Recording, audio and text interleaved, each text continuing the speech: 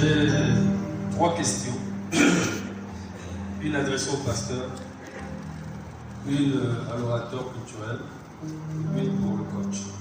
Donc on va commencer avec le pasteur. Comment faire pour résoudre un problème, un conflit, lorsque les conjoints sont orgueilleux? Bon, la personne elle-même vient de répondre à sa question. Comment résoudre un problème lorsque les conjoints et le conjoint sont déjà orgueilleux? Ce serait difficile. Déjà, du côté du cadre chrétien, ce qui fait du chrétien, ce sont les valeurs, parmi lesquelles l'humilité, parmi lesquelles le fait d'accepter l'autre. Donc c'est ces valeurs-là. La Bible dit que Jésus était Dieu, mais il s'est dépouillé en devenant un homme semblable. Parce que s'il s'est comporté en tant que Dieu, par rapport à tout ce qu'il a subi, et il pouvait seulement dire un mot, et puis les personnes qui étaient en face de lui disparaissaient. Donc il s'est dépouillé de toutes ses puissances. Et c'est ça l'orgueil. L'orgueil fait en sorte que la personne se retrouve dans sa fierté, dans son ego, dans son moi. Il ne se dépouille pas. Or, l'homme animal ne peut pas recevoir les choses de l'esprit. Or, l'esprit vient combattre les effets de la chair. La chair, si tu le nourris, parmi les choses qui nourrissent la chair, c'est l'orgueil. C'est l'orgueil. Donc l'homme animal est caractérisé par l'orgueil, par la chair, par le moi, par l'ego. Donc si déjà les deux conjoints sont déjà égoïstes en tant que tels, ils ne peuvent pas, il n'y a pas un processus. Maintenant, au fur et à mesure que la parole va leur affranchir, que les valeurs chrétiennes vont leur affranchir, ou les valeurs de coutume, des us vont leur affranchir, lorsque la vérité t'affranchit, c'est ainsi que tu deviens libre. C'est à partir de là que le processus peut commencer à résoudre leurs conflits. Mais tant qu'ils sont orgueilleux, c'est pas facile. Ok. Donc pour cette question, on peut regarder ajouter que le Seigneur, Jésus a dit qu'il est un avec le Père et il nous recommande d'être un avec lui. Si nous sommes un avec le Seigneur Jésus, c'est que nous devons revêtir son caractère d'humilité. Donc que les conjoints puissent revêtir un caractère d'humilité et entrer dans un dialogue pour donc résoudre leurs conflits. Donc nous allons donc passer à la seconde question pour le maître. Le clan fait partie de la famille. Quelle est sa place dans la société? Comment faire pour résoudre un conflit entre deux membres? Je suppose deux membres d'un clan. Il y a une pluie qui m'a. Ok, merci. Succinctement, je vais structurer cela parce que nous sommes Gabonais, en particulier Africains en général. On commence par le lignage. Le lignage, c'est ce qui vient d'une seule femme. En Burundi, on avait parce que quand la femme a mis au monde 5 enfants, il y a 5 ventres, vulgairement parlant. Ça, c'est le lignage. Au-dessus du lignage, vous avez le clan. Le clan est un tout petit peu restreint à un certain nombre d'individus d'un même espace géographique. La tribu, par contre, elle va généralement de territoire en territoire. C'est-à-dire que la même tribu, vous la rencontrerez au Gabon, au Congo, en RDC, un peu plus loin. Ça, c'est plus large. D'accord. Maintenant, quand il y a un problème intrafamilial entre deux individus, comment le résoudre? Aussi simplement que ça. Quand c'est le clan, vous avez dit. En langue, on dit encore la relation de clan est au-dessus de la relation du sang. Le sang, c'est mon frère et ma soeur parce que nous sommes de même père et de même mère. Mais le clan est au-dessus. Pourquoi? Parce qu'effectivement, quand je remonte à mon arrière-grand-mère, celui avec qui j'ai eu des soucis est issu aussi d'une autre arrière-grand-mère, dont les deux sont issus de notre aïeul. Ça veut dire que c'est la même racine. A-t-on besoin de se faire du mal? Non. Parce que si la puissance animale qui habitait notre aïeul, d'accord, a touché les deux grand-mères, mais quand on descend, d'accord, on retrouve toujours les mêmes effets. Alors, comment se réconcilier justement? C'est là où on fait appel généralement à ceux qui nous caractérisent, l'ADN du clan ou l'ADN de la tribu, le totem. La résolution ici, elle est une résolution totémique qui n'est pas nécessairement mystique, mais c'est simplement une force qui habite les individus du clan ou de la tribu. Est-ce que vous comprenez? Donc si tout ne renvoie pas au mysticisme, non. Vous verrez certaines femmes, par exemple, qui dans des foyers ont toujours eu la prédominance quand il y a dispute avec son mari. Ça ne vient pas d'elle. C'est le comportement du totem, du clan ou de la tribu. Maintenant, il faut qu'elle puisse s'approcher d'un grand-père ou d'un oncle qui sait effectivement mettre ça de côté. Ça joue le même rôle que tout simplement ce qu'on appelle l'accessoire du bonheur, qu'on appelle bourré. Pour ceux qui sont pour nous. Bourré, on te donne ça pour dire que non, effectivement, tu auras toujours de l'argent, tu dois apporter le bonheur. Mais quand tu apportes le bonheur, il faut que tu saches que tu n'auras pas d'enfant, selon la personne qui t'a donné ça. Maintenant, comme il y a Dieu, Dieu te donne toujours la possibilité parce que tu es féconde au départ. Mais maintenant, il faut que tu trouves une maman qui pourra mettre ça de côté pendant 1 ou 2 ans, le temps pour toi de faire 1 ou 2 gosses. On ne fait jamais plus de 2 gosses. Vous voyez, c'est dans les pratiques et les liens, quelquefois en notre faveur, mais par ignorance, nous ignorons les méfaits que ça engendre dans notre vie quotidienne. Donc ici, pour ramener 2 individus de même clan à retrouver vraiment cette relation de sainteté, en odeur de sainteté, pour qu'il n'y ait plus de conflit, on remonte. Là, il faut maintenant être connaisseur de son arbre généalogique pour invoquer effectivement les esprits des grands-pères, des grands-mères, d'accord, pour dire non, mais c'est le même sang. Est-ce que si tel se baisse et tel autre se baisse, est-ce que vous appelez un troisième, il pourra vous dire que ça c'est le sang de Car et celui-ci c'est le sang de Sospel? La réponse est non. C'est pourquoi le lien de sang ne peut pas encourager l'orgueil, ne peut pas encourager la division, ne peut pas encourager la haine. C'est pas possible. Dès lors que vous voyez 2 individus véritablement demeurer dans la haine, dans la jalousie, il y a forcément vampire.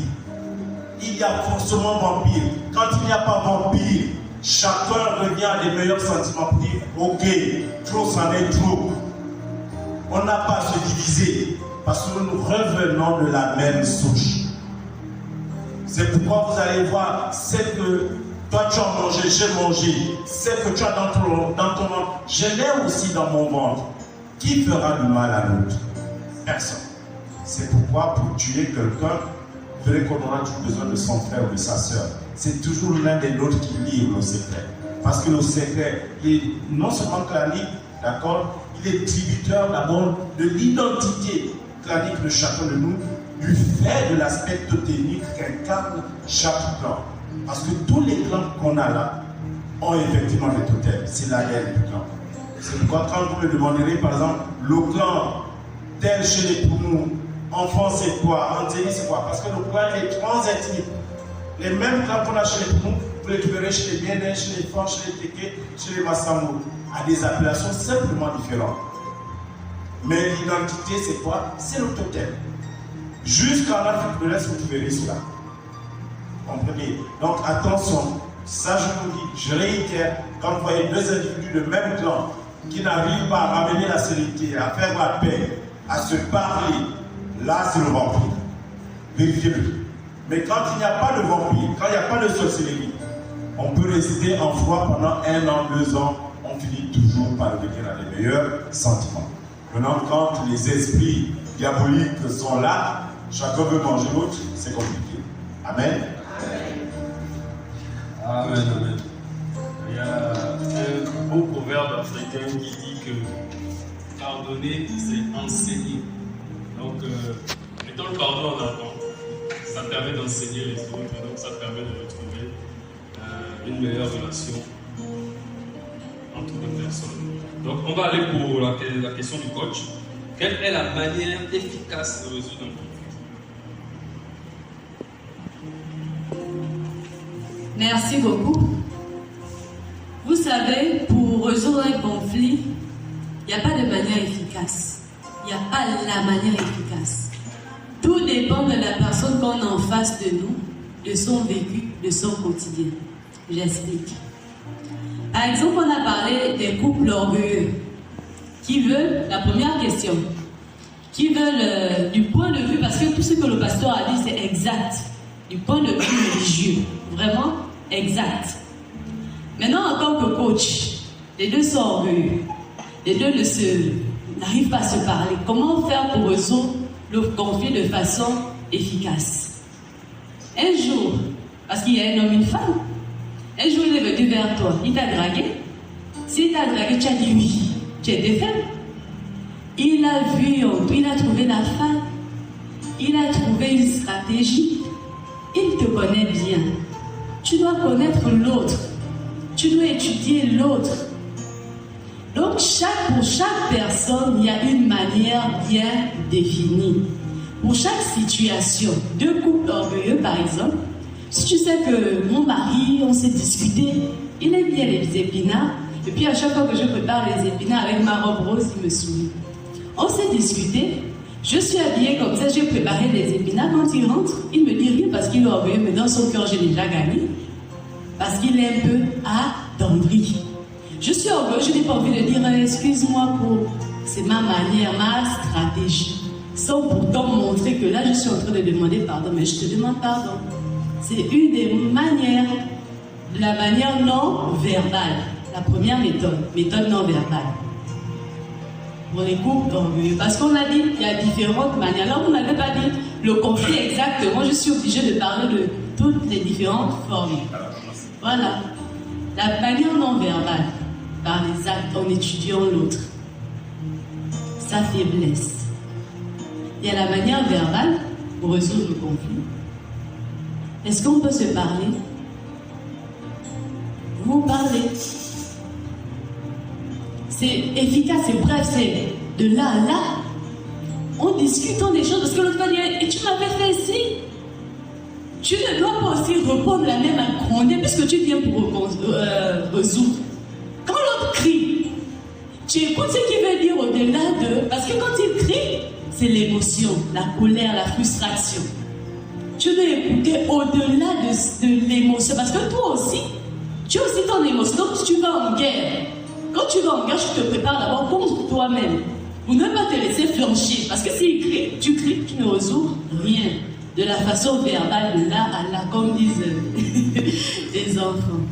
On peut aussi bien résoudre le conflit. Vous avez dit de façon efficace. Parce que quand on dit efficace, on a besoin de rapidité. On ne peut pas parler de façon progressive. La troisième méthode, pour éradiquer totalement le conflit. Vous allez me dire que c'est peut-être pas efficace, mais c'est efficace. Le silence aussi.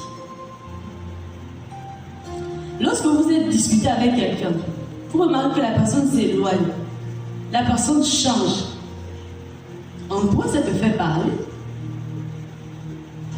Et Dieu en toi commence à te reprocher. Pourquoi est-ce que tu vas maintenant vers l'autre pour engager une médiation? Donc tout dépend de la personne qu'on a en face. Est-ce que c'est une personne attentive? qui va remarquer qu'on est... Parce que si tu n'es pas attentif, le silence ne va rien résoudre. Quand tu vas dire, ah, j'ai gagné, ça dépend des cas de figure. Amen. Amen. Ok, progressons avec cette question. Là, je crois que la coach peut garder le micro. Comment faire comprendre la raison pour laquelle une personne vous en veut, bien qu'ayant demandé pardon à cette personne à plusieurs reprises, sans vraiment savoir ce qui s'est passé? Le problème, c'est que tu as cru communiquer, mais tu n'as pas communiqué. Tu as parlé seul. Par exemple, deux enfants se battent comme ça. Après, on dit, séparez-vous, faites la paix, vous faites bisous. Il y a un qui est toujours fâché. L'autre qui a fait bisous, pour lui, c'est fini. Mais pourquoi l'autre est toujours fâché? Donc, en faisant bisous, c'est un acte d'amour, non? Mais l'autre ne l'a pas reçu comme ça. Il n'y a pas eu communication. Tu as parlé à un mur. Tu t'es dit que tu venais demander pardon, tu venais discuter, mais tu ne l'as pas écouté. C'est comme si tu es encore venu continuer. L'autre se sent encore humilié par ta manière de faire. Mais essaie de l'écouter pour comprendre que le conflit là, en fait, qu'est-ce que tu me reprochais? Qu'est-ce que j'ai fait? À partir de là, tu pourras savoir pourquoi tu demandes. Parce que tu peux demander pardon pour une raison X alors que l'autre te reproche une raison Y. Donc tu dis, j'ai déjà demandé pardon, mais tu n'as jamais demandé pardon pour la raison qui me fait mal. Toutes ces années-là, tu viens me dire X, je te demande pardon pour X. Mais tu ne parles pas à moi, tu parles seul en fait. Il n'y a pas de communication. C'est une communication unilatérale. Amen. Ok, merci coach. J'ai une situation que je traverse. J'ai deux filles que je garde. Elles ont déjà des enfants, et parmi les deux, elles ne s'entendent pas. La première est contre la petite sœur à cause de moi, la mère. Mais qu'est-ce qu'il faut faire pour résoudre ce problème?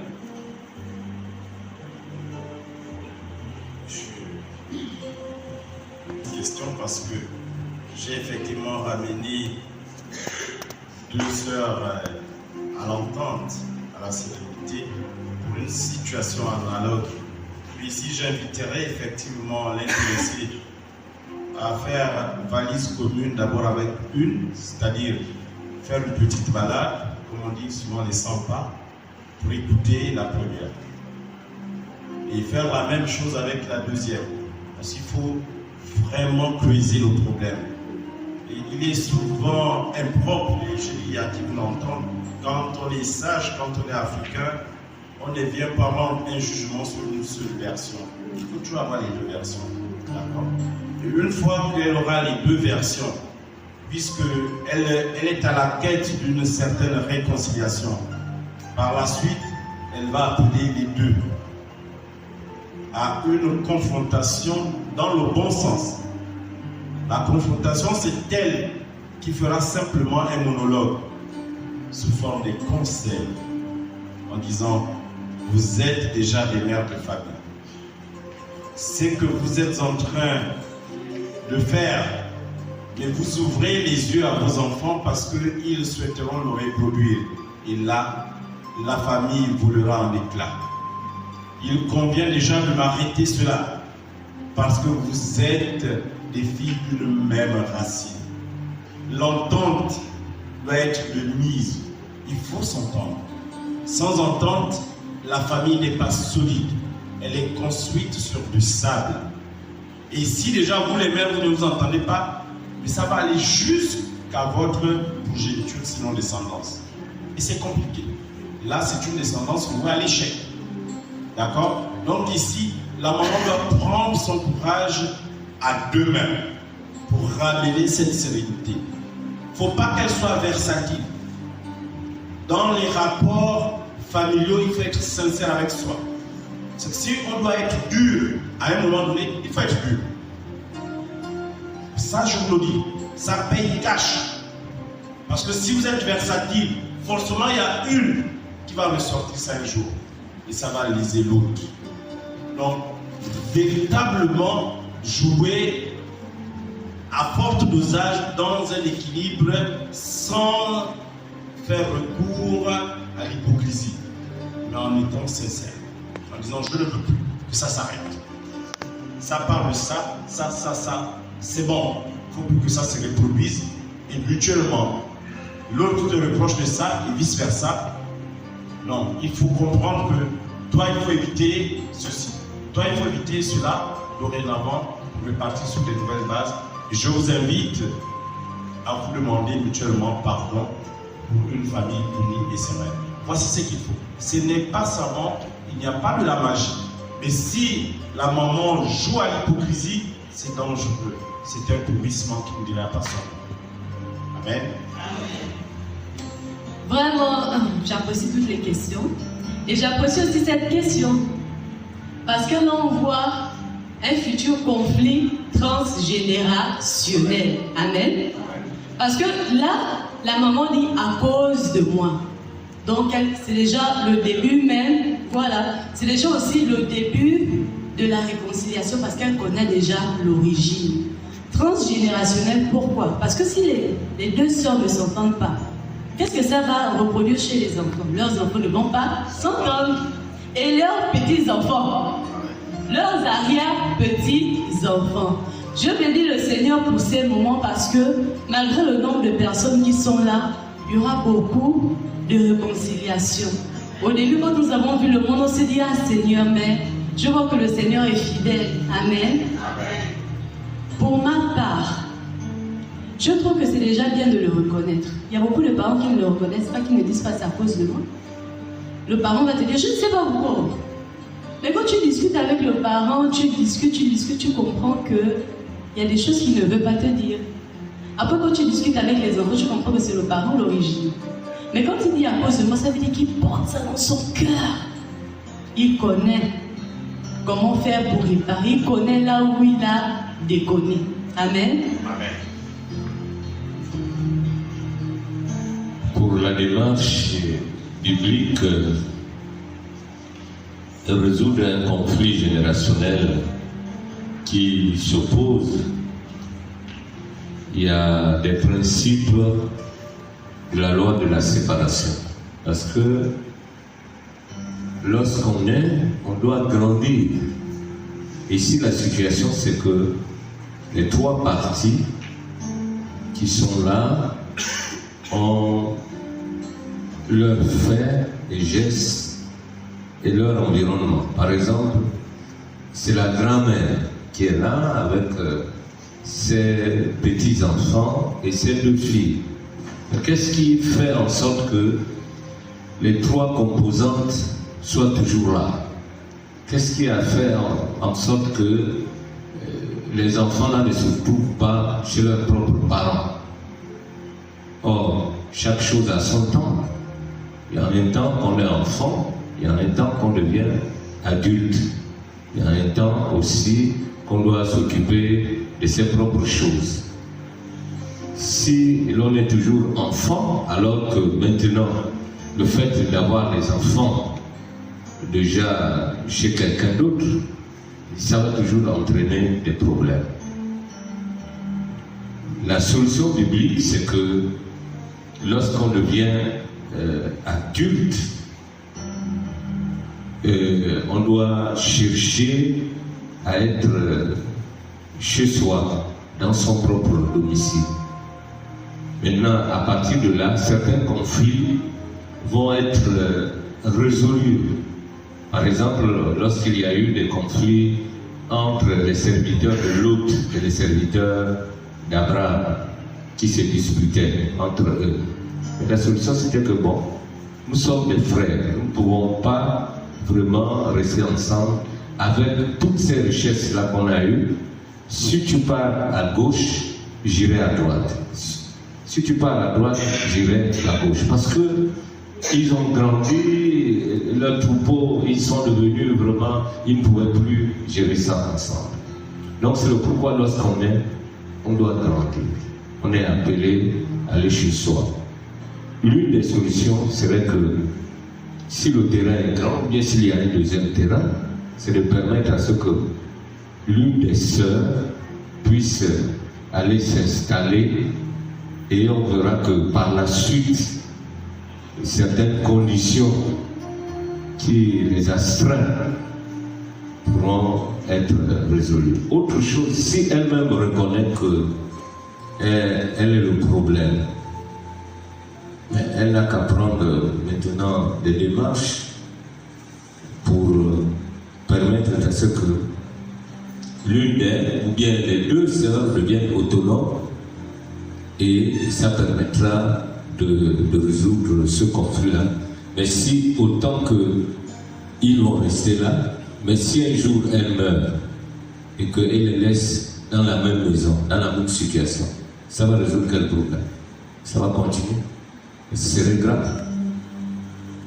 Donc ça, c'est la partie que l'une des pistes qu'il faut prendre par rapport à la démarche biblique. Chaque chose a son temps, lorsqu'on devient adulte, on devient adulte. On ne doit plus rester sous le toit des parents. Dans ce pays, j'ai dit merci aux 3 orateurs. Je me suis retrouvé dans tout ce qui a été dit. À partir de ce soir, je vais demander pardon à ma famille.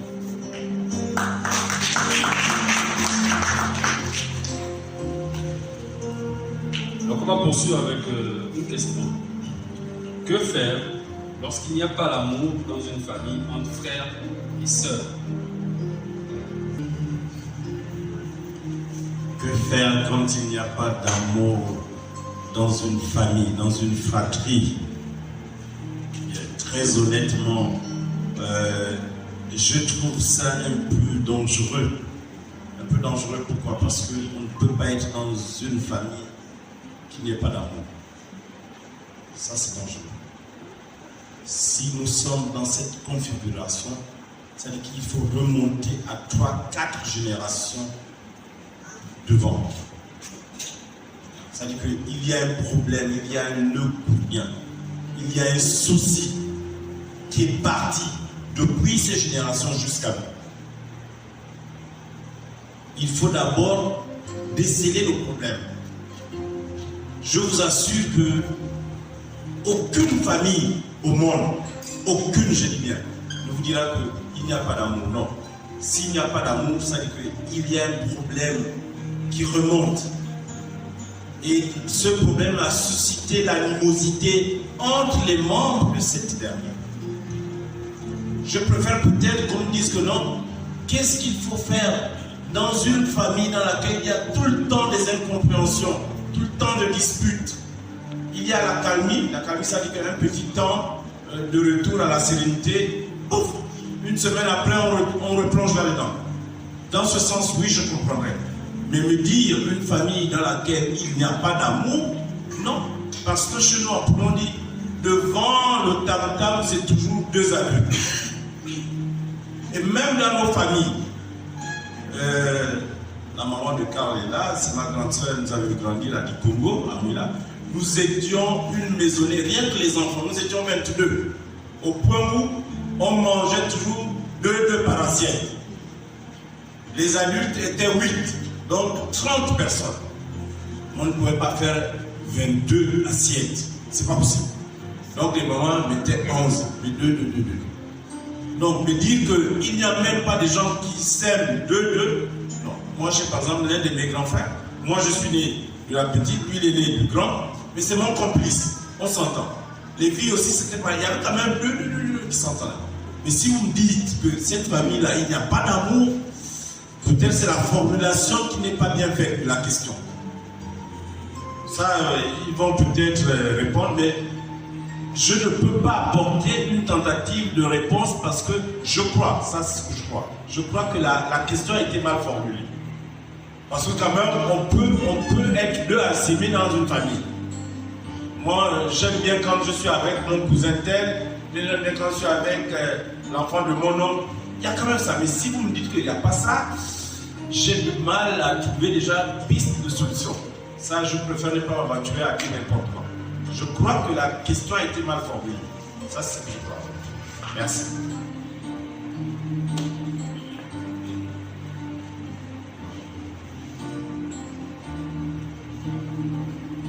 Mais l'amour s'entretient. L'amour, c'est comme un feu. Et lorsque le feu est allumé, la flamme peut s'abaisser, il faut l'entretenir.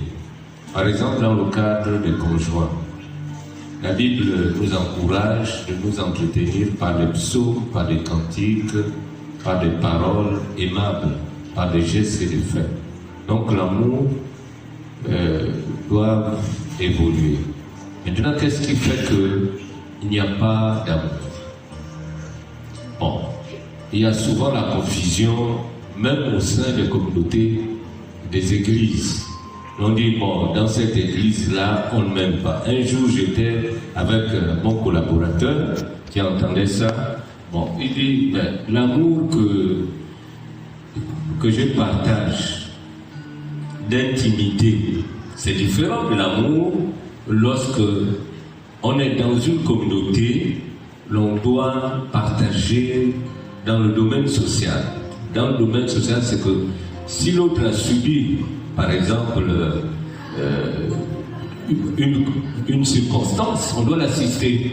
Maintenant, après, on ne serait pas là. Chacun doit repartir chez lui. Le problème est arrivé, on l'a résolu et puis c'est fini. On ne doit pas s'éterniser là. Mais ce n'est pas la même chose entre les deux individus qui sont dans la même maison ou bien qui sont dans la même chambre. C'est tout à fait différent.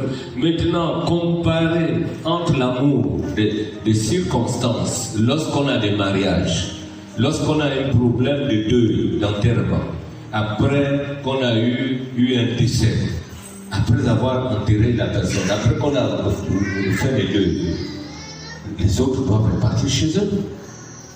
Donc, il y a l'amour est animé et entretenu par un espace d'environnement.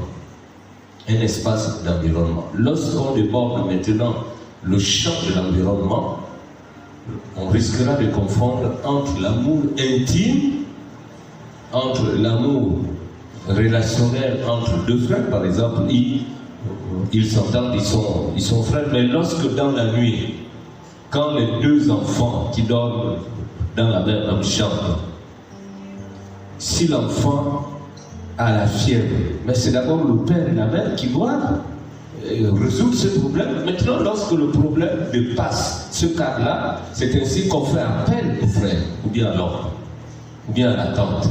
Parce que le problème, mais dès que l'enfant est tombé malade, c'est d'abord le paracétamol qui est là, la nivatine qui est là, qu'on doit donner. Donc parfois, on mélange tout en disant, bon, comme l'enfant est tombé malade, il y a eu la fièvre, que sa tante n'a pas été attentive et tout. Mais cette personne-là ne pouvait pas rêver si on n'a pas partagé cela. Et puis ce n'était pas peut-être à ce niveau d'intervention. Donc parfois on confond nos responsabilités de ce que chacun doit assumer, doit faire, et puis on remet ça aux autres. Si chacun sait remplir ses responsabilités, et que l'autre vienne maintenant en tant que l'aide, c'est de l'aide que l'autre doit apporter. Et s'il m'apporte de son aide, il m'aime. C'est pas pour rien qu'il a fait ça, parce qu'il m'aime.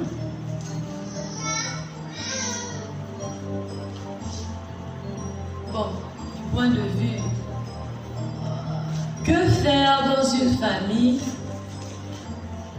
dans laquelle il n'y a pas d'amour? Quand je lis à la lecture de la question, je vois un cœur qui pleure.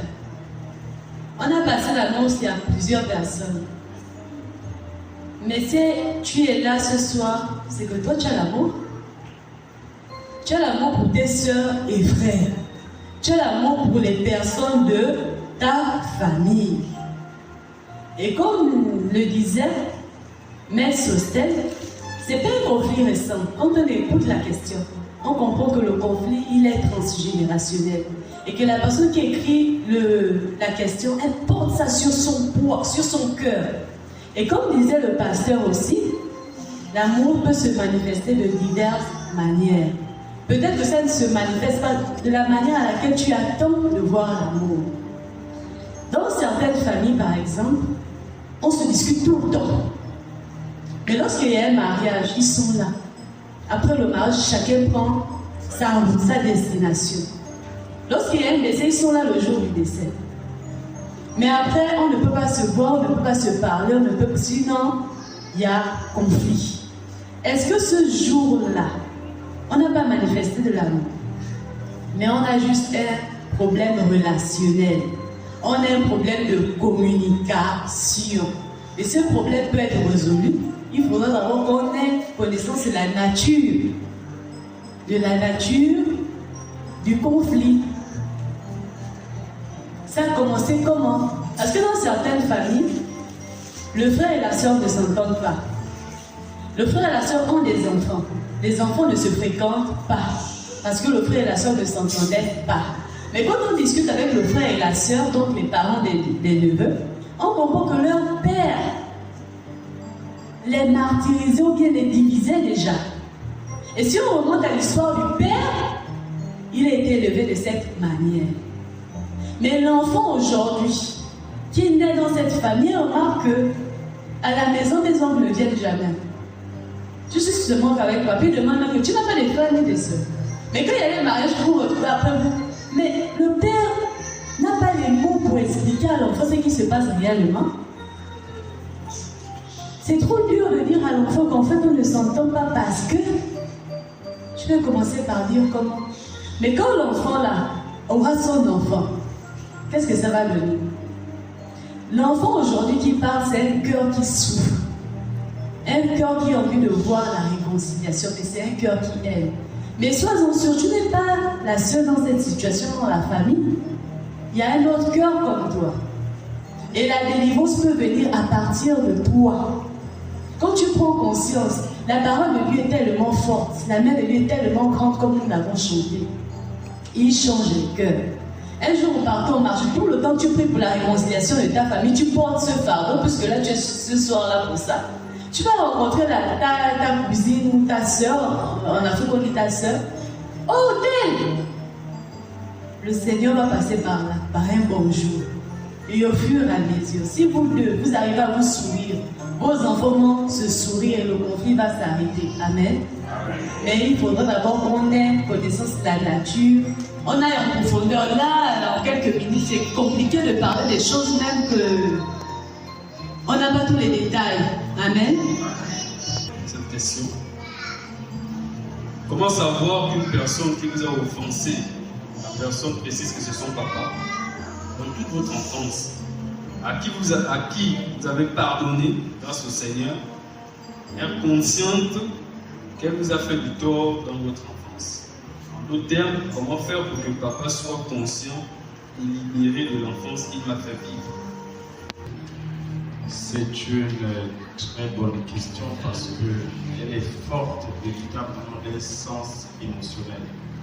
Ça, je vous le dis, c'est très simple et pratique pour ce cas de figure. Parce que Dieu a touché ton cœur. Tu t'es libéré de cette charge. Tu n'es plus captive ou captif de ce ressentiment.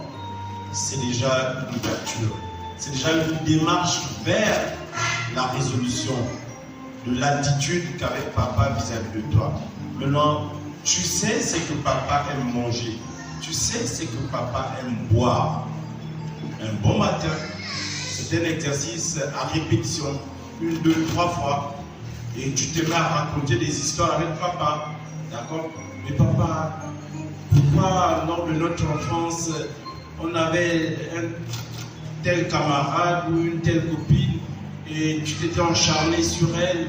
On voudrait bien comprendre, lui ou elle aussi, qui avait un père ou une mère, est-ce que si ça aurait été nous à la place, à qui son père ou sa mère faisait cela, est-ce que toi, papa, toi qui es notre père, tu devrais l'accepter? Ce qui est sûr, papa doit forcément pas peut-être demander pardon parce que nos pères, nos mères ne demandent jamais pardon. Jamais. Ça, je vous le dis. Mais c'est dans l'attitude. C'est dans le comportement. Parce que moi-même, je l'ai vécu. Ça, c'est la culture africaine. Tu ne verras jamais ton père ou ta mère venir te dire, mon fils, ma fille, pardon. Non. Tu verras un bon matin, tu dis, non, accompagne-moi, on va aller manger quelque part. Mais c'est déjà une manière pour lui de demander pardon, de s'excuser auprès de son fils ou de sa fille. Mais si tu attends que ton père ou ta mère te dise pardon, mon œil, quand tu as prêté 5 000 à papa ou à maman, le jour où tu les lui demandes, il te rappelle que tout ce que tu manges là, tu penses que c'est 5 000. Est-ce que vous voyez? Mais est-ce pour autant, tu dois garder dans à papa ou à maman? La réponse est non. Et ça, ce sont les principes vraiment africains. Et je suis pour ces principes-là. Parce que vouloir trop faire comme les Occidentaux, c'est là où nous voyons les dérives que vous voyez là. Mais il faut que l'enfant comprenne que papa aura toujours raison, maman aura toujours raison. Mais n'empêche que dans sa manière de se comporter, papa ou maman, ils savent souvent se raviser. Quelquefois, tu es là, tu t'attends le moins, c'est une paire de chaussures qui t'attend. Ah, papa, je te vois jouer maintenant en ballon sans chaussures. Voici une paire de chaussures. Mais ça manque déjà. Il demande pardon. Ou c'est maman qui dit, ah, vraiment, j'étais là-bas, j'ai vu telle casquette, toi tu as porté les casquettes. Voici. C'est une manière de demander pardon. Est-ce que nous sommes d'accord? Mais ici, quand papa n'a jamais demandé pardon, pour qu'il puisse l'avouer, tu attendras longtemps. Mais toi, ce que tu peux faire, c'est un dialogue sain avec papa autour d'un présent. S'il aime bien manger, il aime bien boire du bon vin de table, tu prends un bon vin, tu arrives. Alors, papa, moi, aujourd'hui, je vais m'attabler avec toi. Vous raconter des petites histoires. Après, je vais dire, un bon jour, il faut se dire, mon fils, je me rends compte que je t'ai fait du tort. Mais si je te le faisais, c'est parce que je voulais te former. Je voulais que tu deviennes un homme ou une femme. Dès qu'il a dit, il a reconnu son erreur, il a fait le meilleur combat. Est-ce que vous comprenez? Ne vous attendez pas, c'était un leurre. Moi j'ai pour cette grâce, Dieu m'a fait don de cela. Je vais à travers différentes familles pour les réconciliations. Si vous attendez un père qui viendra vous demander pardon, ou une mère, vous attendrez longtemps. Mais c'est simplement avec la manière. Vraiment avec la manière. Maman lui a fait son bon plat.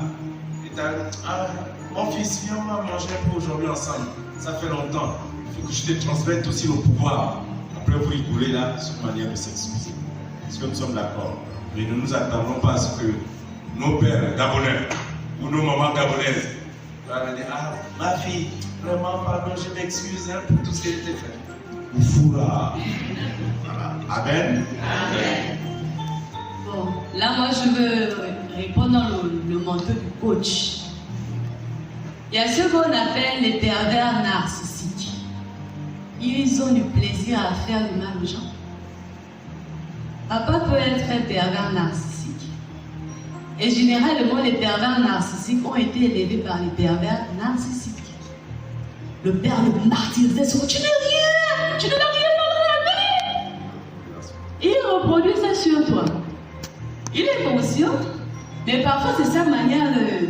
Et quand tu réussis à parfois avoir l'emploi, ça existe même en Europe, ils sabotent ton emploi. Parce que, comme tu es là, ça merci. Je ne sais pas pourquoi, c'est un problème de comportement. Il prend de plaisir à cela, c'est ce que nous, parfois, on appelle la sorcellerie. Est-ce que papa n'est pas un pervers narcissique? Maintenant, le moyen le vers les pervers narcissiques. Mais ce stade l'a évoqué. Et peut-être le pasteur va aussi nous parler de ça. Parfois, on néglige la puissance de l'amour. Mais l'amour triomphe. Le pervers narcissique qui est dur, qui te martyrise, aime-le. Il ne va pas résister au pouvoir de l'amour. Tout est si tu n'es rien, machin, tu ne dis rien. Mais c'est toi qui l'amènes encore le seau à la bouche. Tu fais ça tout le temps. Avant de mourir, il va t'appeler pour te demander pardon. Amen.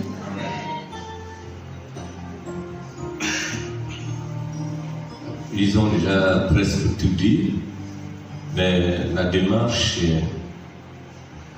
biblique pour les chrétiens ils ont la grâce de faire un certain nombre de choses, de les remplir à cause de la vie que l'Esprit de Dieu sème dans leur cœur. Et puis aussi de la puissance, non seulement de l'amour, mais aussi de la prière. Parce qu'il y a certaines situations qui sont du domaine, humainement parlant, des gestes et des faits, mais notre orateur évoquait le domaine aussi mystique et de la sorcellerie. Parce que les conflits que nous voyons sur le plan naturel et physique, c'est une émanation d'abord des choses invisibles.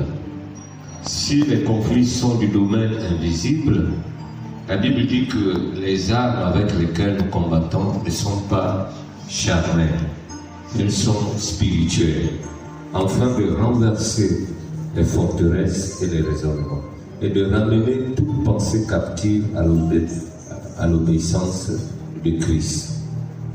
Donc, on peut tout faire, mais une sorcière et un sorcier, ils sont dans un monde. Mais maintenant, pour renverser ça, il n'y a que les arts spirituels. Donc, la prière. Maintenant, ajouté à la prière, il n'y a pas que la prière. Maintenant, les gestes qui accompagnent la prière. Parce que c'est là où aussi les chrétiens pêchent. En disant, bon, on va renverser la sorcellerie et tout des parents. Maintenant, après, on ne fait pas les preuves de foi. Dans le sens que, après avoir prié, maintenant, on va vers la personne pour voir si réellement Dieu planifie maintenant les sentiers, les chemins pour ce à quoi nous avions demandé. Mais si on n'apporte pas les présents, comment on saura que son cœur est ouvert?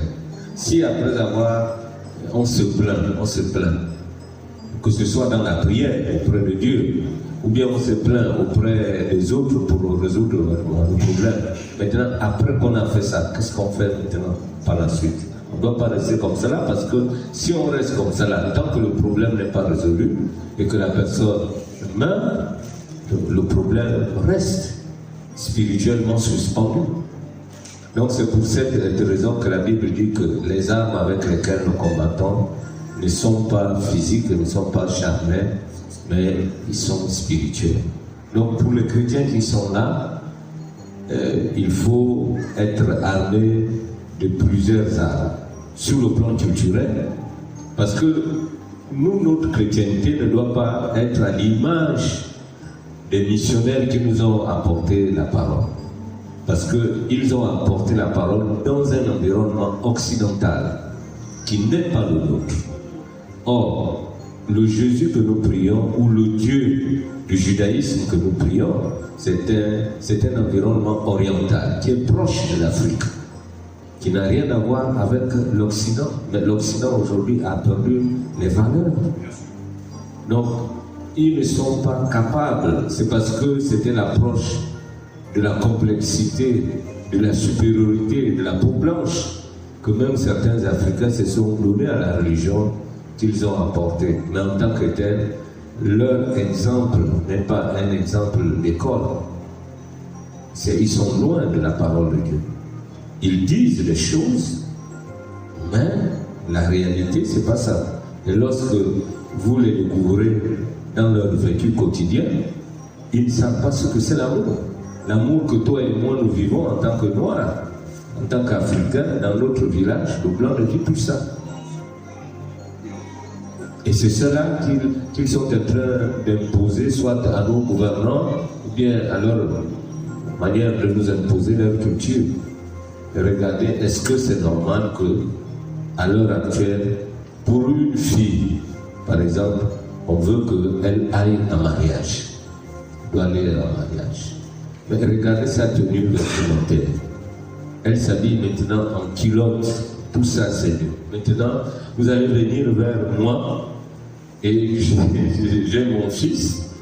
Maintenant, pourquoi est-ce que, même si sentimentalement le fils est tombé amoureux, mais comment mon cœur ne serait pas hérité de ce geste. Je veux la recevoir comment dans ma maison. Mais mon fils l'aime. Mais je vais faire comment? Mais j'ai mes principes. Je ne peux pas renoncer à ma coutume, à ma tradition, à mes principes parce qu'il aime. Il faudrait que pour que je puisse accepter cette jeune fille-là, pour qu'elle devienne un jour ma belle-fille, il faudrait qu'elle change de caractère ou bien qu'elle se convertisse. Mais tant qu'elle sera en culotte, venir dans ma maison, ou bien un beau-fils qui va fumer dans ma maison et boire, se saouler, je ne l'accepterai jamais. Ils feront ce mariage-là après ma mort. Ou bien ils le feront ailleurs, je ne serai pas là. Parce que je vais l'accepter comment? Avec la fumée, avec les drogues, donc tout ça, il y a un certain nombre de choses qu'on peut accuser à tort et à travers. Quelqu'un qui a grandi dans un environnement, au village et à la mission, et tout et tout. Le fait qu'il soit à Libreville et que ses enfants maintenant ont trouvé des copains et des amis, on veut le faire convertir à cet environnement-là.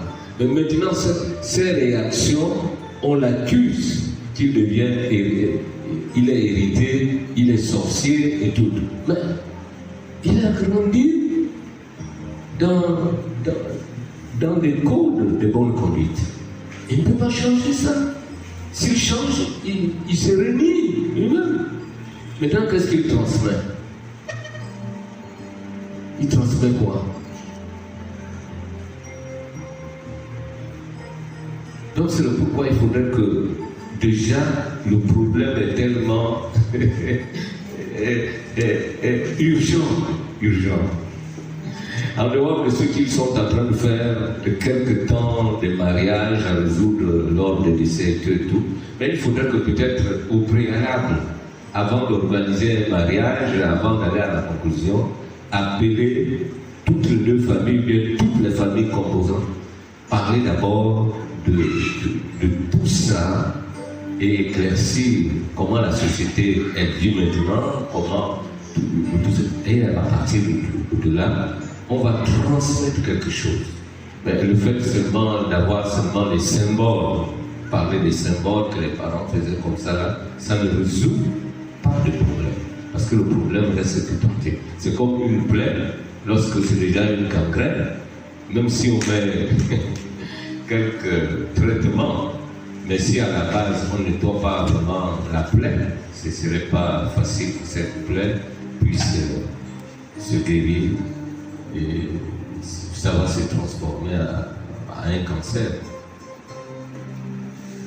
Je vais garder le micro car ma prochaine question vous adressée. M. Robert nous a confirmé tout à l'heure la maxime qui dit qu'en Afrique, les anciens ne demandent pas pardon, ils offrent des cadeaux. Donc la question ici c'est, j'ai ma fille qui a fait 3 enfants avec un Camerounais. La mère de cet homme n'est pas d'accord, mais l'homme continue de suivre ma fille dans leur relation. Jusqu'ici, ils ont fait épouser donc au monsieur, à ce Camerounais-là, une Camerounaise. Mais il continue de venir suivre la fille de la maman. La maman demande quelle solution pour ce problème.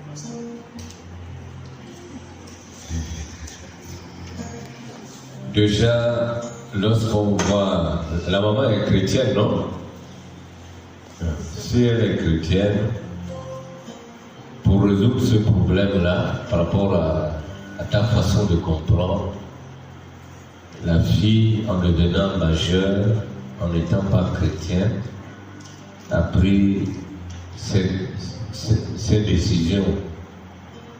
Et elle exprime ses sentiments. Le Camerounais aussi, où la communauté, les parents du Camerounais ont leurs us et coutumes.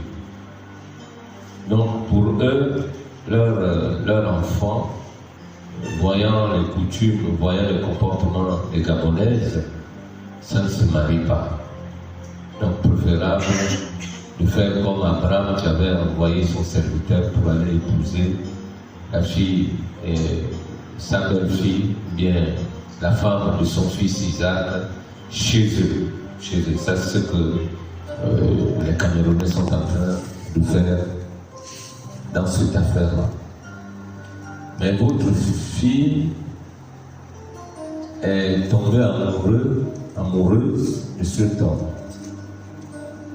Jusqu'à preuve de contraire, malgré les faits parlants, il n'a pas compris, il n'a pas renoncé à cet amour-là. Donc, pour toi, en tant que chrétienne, c'est de te mettre à genoux, de prier, afin que Dieu t'y change les circonstances et les temps. Il pourra travailler pour enlever les sentiments ou créer une situation qui viendra faire comprendre à cette fille-là que cet homme-là ne serait jamais son mari, ou pour le moment il ne peut pas être son mari. Maintenant, s'il change le système de pensée, le paradigme, s'il change le paradigme, soit par rapport à la conversion, soit par rapport à la compréhension de sa culture, comment les jeunes filles se marient, comment les marier, à partir de là, elle ne peut pas se livrer à une vie de désordre. Elle est en train de livrer son corps.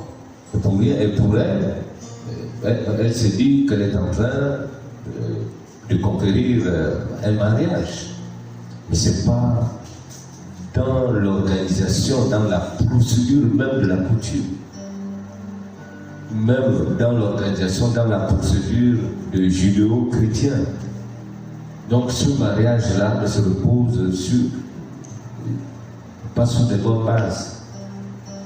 Donc, si ces grandes sœurs, qui peuvent bien communiquer avec, ou d'autres chrétiens qui sont ses amis, peuvent communiquer avec, pourront la ramener à la bonne compréhension. Mais si jamais les deux s'aiment et que le Camerounais l'aime, le Camerounais doit faire le choix entre le choix de ses parents et son propre choix. Parce que lorsqu'on aime, même si c'est une chair, on l'aime avec ses puces, non?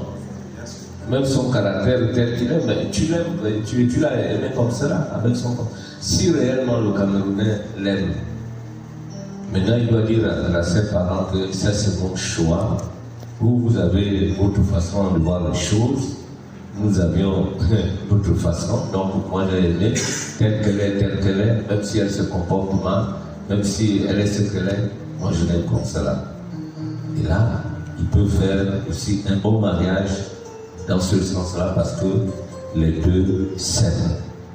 Mais autrement dit, si c'est par rapport à ton regard, à ta façon, à ton environnement, il faut d'abord ramener la fille à comprendre les raisons pour lesquelles vraiment elle se trouve dans un chemin sans issue. Sans issue. Au lendemain incertain.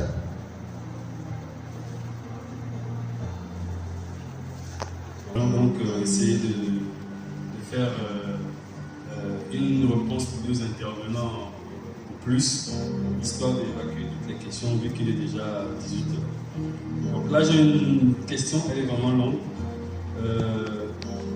Je ne sais plus comment me comporter avec le père de mes enfants. Nous avons le père de mes enfants, nous avons 4 enfants ensemble. Nous n'avons jamais vécu dans la même maison.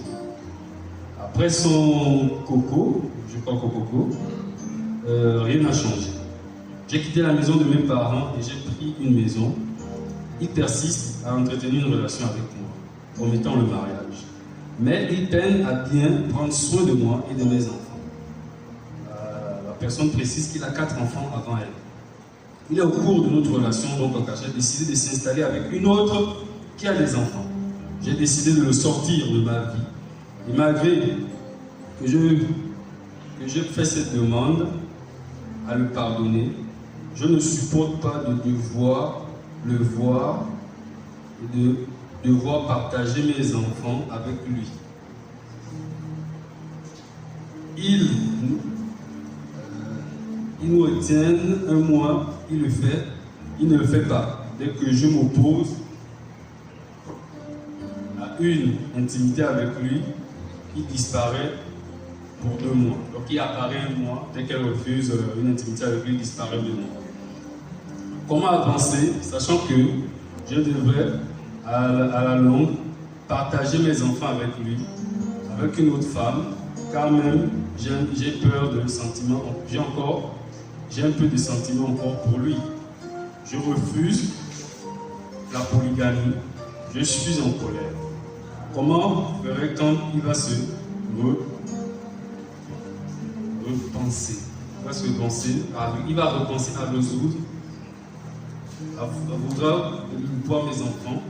Or, je veux baisser vers ma paix. Elle pense à sa paix et à celle de ses enfants. Vu que 70%, je pense, de la charge des enfants, c'est elle qui prend soin. Comment passer à autre chose et bien gérer la coparentalité. Alors maintenant, nous allons répondre de façon brève. Il y a une différence entre la relation et la fréquentation. Là, la dame ne se rend pas compte qu'il n'y a pas de relation. Le gars fait juste un piqué. Ça peut durer même 20 ans. Hein? Il n'y a pas de relation. Il n'y a pas de relation construite. La relation, ce n'est pas au nombre d'enfants que vous avez. C'est la fréquentation. Pourquoi? Parce qu'il y a une différence entre la relation et la fréquentation.